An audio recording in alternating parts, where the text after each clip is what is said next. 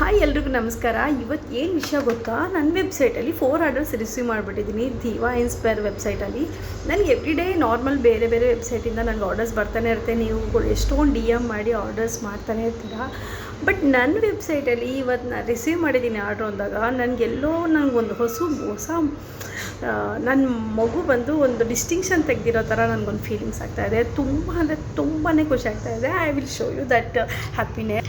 ನೀವು ನೋಡ್ಬೋದು ನೋಡಿ, 4 ಆರ್ಡರ್ ರಿಸೀವ್ ಮಾಡಿಬಿಟ್ಟಿದ್ದೀನಿ. 4 ಆರ್ಡರ್ಸ್. ನಿಮ್ಗೆ ಅನ್ನಿಸ್ಬೋದು ಜಸ್ಟ್ 4 ಆರ್ಡರ್ಸ್ಗಳು ಯಾಕೆ ಎಷ್ಟು ಓವರ್ ಎಕ್ಸೈಟ್ ಆಗ್ತಾ ಇದ್ದಾಳೆ ಅಂತ. But it is so happy moment.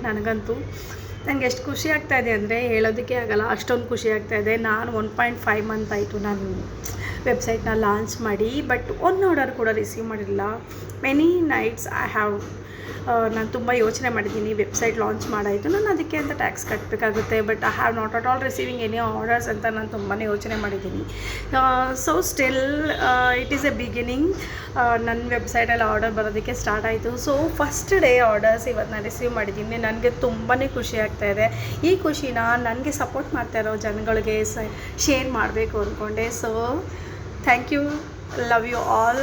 ಹೀಗೆ ಸಪೋರ್ಟ್ ಮಾಡ್ತಾಯಿರಿ. I will be kind always to you. ನನಗಂತೂ ಇಷ್ಟೊಂದು ಡಿ ಎಮ್ ಬರುತ್ತೆ ಅಂತ ನಾನು ಎಕ್ಸ್ಪೆಕ್ಟೇ ಮಾಡಿರಲಿಲ್ಲ. ನಿನ್ನೆ ನೈಟ್ 12 ಗಂಟೆ ನಾನು ಡಿ ಎಮ್ಮಲ್ಲಿ ರಿಪ್ಲೈ ಮಾಡಿದ್ರು ನನಗೆ ಕ್ಲೋಸ್ ಆಗಿಲ್ಲ. ಏನಾದರೂ ಯಾರಿಗಾದ್ರೂ ಮಿಸ್ ಆಗ್ತಿದೆ ಪ್ಲೀಸ್ ಡಿ ಎಮ್ ಮಾಡಿ. ನನ್ನ ವಾಟ್ಸಪ್ ನಂಬರ್ನ ಹಾಕಿರ್ತೀನಿ, ಅದಕ್ಕಾದ್ರೂ ಮೆಸೇಜ್ ಮಾಡಿ. ಸ್ವಲ್ಪ ಲೇಟ್ ಆಗ್ಬೋದು, but I will reply every one. ನಾನು 2 ಡೇಸ್ ಸ್ವಲ್ಪ ಬ್ಯುಸಿ ಇದ್ದೆ, ಸೊ ಯಾರಿಗೂ ರಿಪ್ಲೈ ಮಾಡಿಲ್ಲ. ನಾನು ಏನು ವಿಷಯ ಏನಿದ್ರು ಎಲ್ಲ ಪ್ರಾಡಕ್ಟ್ ಇವತ್ತು ಡಿಸ್ಪ್ಯಾಚ್ ಆಗುತ್ತೆ, ಡಿಸ್ಪ್ಯಾಚ್ ಮಾಡ್ತೀನಿ. Thank you, love you all.